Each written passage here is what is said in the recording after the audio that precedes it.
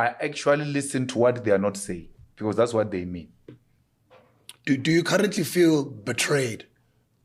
Absolutely. Does it hurt you? Yeah. Come again? Does it hurt Betrayal hurts. Someone says, you say these people are your brothers, at the same time you say they betrayed you. Your brother can betray you. It's not like it's scientifically impossible for a brother to betray you. I mean, I cannot tell this story of the EFF without talking about these guys. They were there.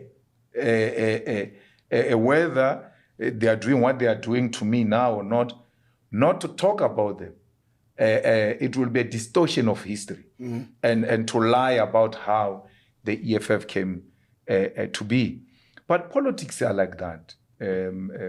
Thomas Sankara was betrayed by his closest confidant. And he was not just betrayed like I was betrayed. And I'm drawing no comparison, but I'm just giving an example with a reality that we have come to know about it. He was not just betrayed, the way was betrayed.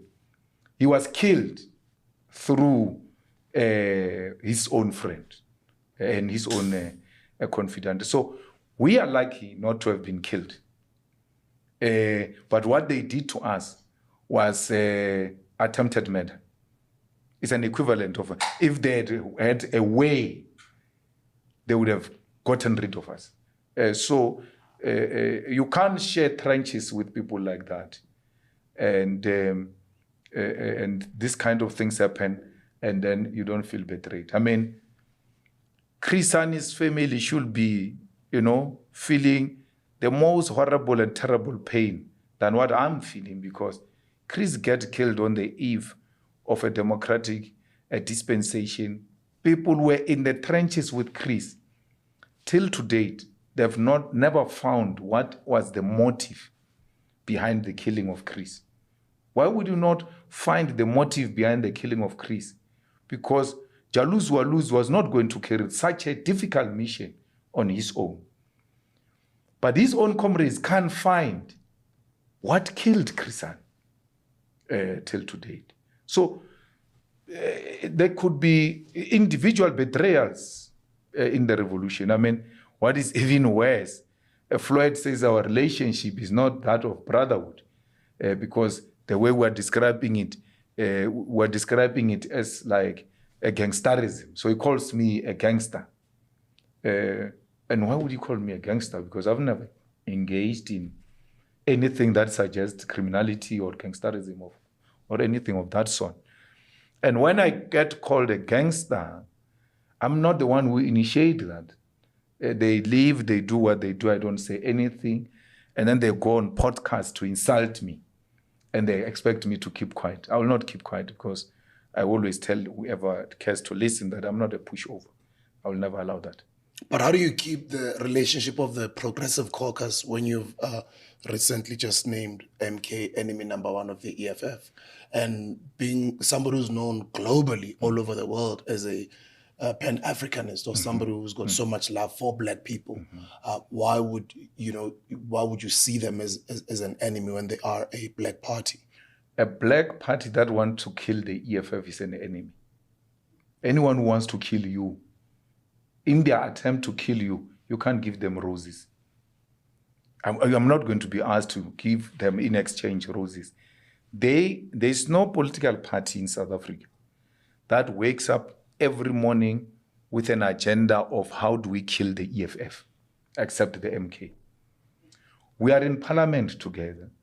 We have adopted a progressive charter in parliament. A progressive charter means the minimum program of action, things that we agree upon now. And when you look at the clauses of the progressive charter, are actually the 7 non-negotiable cardinal pillars of the EFF. We just took them into the progressive charter and they adopted them the way they are. So I cannot say, because this paper is now presented by a different person in parliament, even if it means what I stand for, then I must oppose it. We're elected to work together in parliament with everyone, but we don't have to agree. So with MK, there are certain things in parliament that we agreed on. And till to date, even when we've declared them an enemy, we're still working together on any matter that we agree on. We've never declared MK a strategic enemy. It's an enemy as in our quest to defeat white monopoly capital, there will be black Bantustans that stand in between us and the apartheid white supremacist government. Does it mean we must not fight these Bantustans, a Lobua Bantustan, a Natal Bantustan, a Venda Bantustan, even if they are led by black people? We're going to have to fight against them. We had songs against Ramudik.